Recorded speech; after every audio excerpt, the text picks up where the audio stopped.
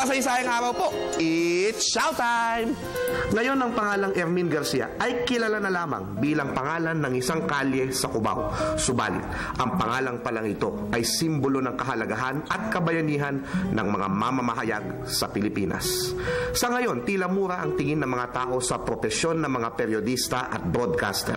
Ang Pilipinas ang isa sa pinakadelikadong lugar sa isang mamamahayag dahil sa mga banta sa kanilang buhay. Gayun din, may mga iilang periodista ang sinasabing nababayaran daw. Envelopmental journalists ang tawag. Hindi rin responsable ang ilan sa social media sa pagpapakalat ng impormasyon na nagagamit lamang sa politika at panlilito sa isipan ng mga tao. Ngunit, mayroong panahon na mataas ang respeto ng mga tao sa periodismo sa Pilipinas.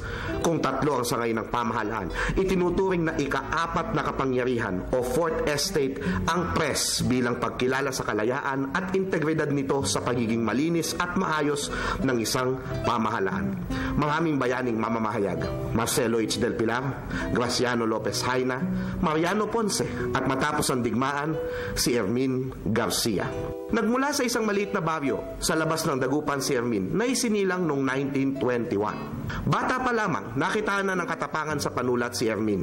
Estudyante siya noon ng mataas na paaralan sa Letran College nang isulat niya sa sariling kamay ang isang dyaryo na tumututol sa ilang pulisiya ng paaralan na hindi katanggap-tanggap sa kanya. Nakakuha ang mga administrador ng kanyang munting dyaryo na ipinadala naman ng mga ito sa kanyang ama. Imbes na makiusap, inilipat na lamang ni Dr. Luis Garcia ang kanyang anak pabalik ng Pangasinan. Bagamat naka-4 na taon sa Ateneo, hindi siya nakapagtapos dahil sa digmaan. Tumulong siya sa pagkalap ng pagkain para sa mga pamilya ng naiwan ng mga bihag ng mga Hapones. Maraming beses natakasan ng kamatayan mula sa mga Hapones na itinuturing siyang isang sympathizer ng mga gerilya. Anuman, umibig siya sa isa sa kanyang mga volunteer na si Paulita Fernandez at pinakasalan niya ito sa pagtatapos ng digmaan.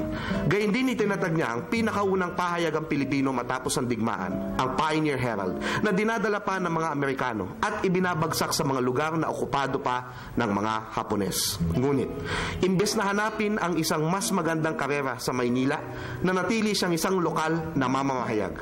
Itinatag niya ang The Sunday Punch noong 1956 na nakilala sa tila malakamaong pagbugbog sa mga tiwali sa pamahalaan. Laging naghahanap ng mga batayan tulad ng isang tunay na periodista. Naging direktor ng Philippine Press Institute at founding president ng Federation of Provincial Press Clubs of the Philippines. Noong 1962, sa pulong ng mga mamamahayag sa Pangasinan, kanyang sinabi, "The only newspaperman hero is a dead newspaperman. Recognition comes only with death."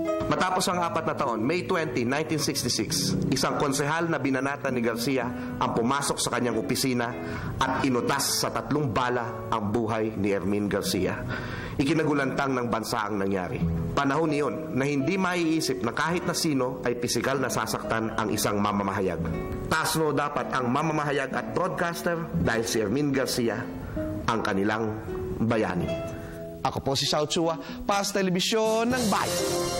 And that was Xiao.